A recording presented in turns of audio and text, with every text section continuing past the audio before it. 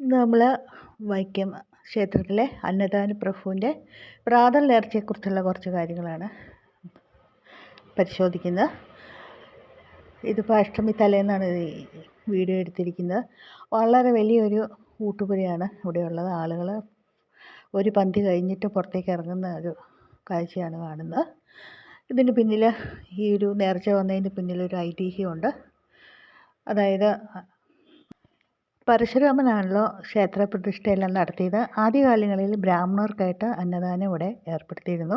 അപ്പോൾ അതിൽ സംപ്രീതനായ വൈക്കത്തപ്പൻ തൻ്റെ ഇഷ്ടം അറിയിക്കുകയും അങ്ങനെയാണ് പ്രാതൽ നേർച്ച ഇവിടെ നിലവിൽ വന്നത് എന്നതുമാണ് അറിയപ്പെടുന്നത്.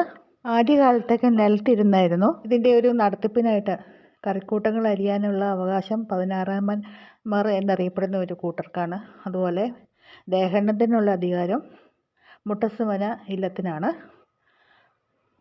വളരെയധികം ഭക്തിപൂർവ്വമാണ് ഇവിടെ ഇത്.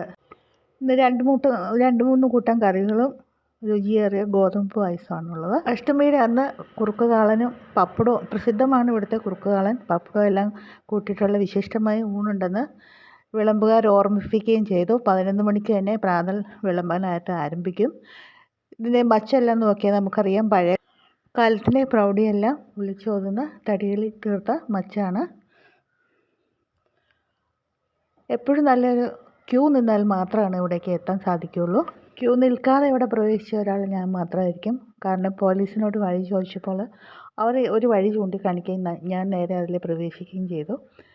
അപ്പോൾ അവിടെ ആളുകൾ ഊണ് കഴിഞ്ഞ് പുറത്തേക്ക് ഇറങ്ങുന്ന സമയമായിരുന്നു.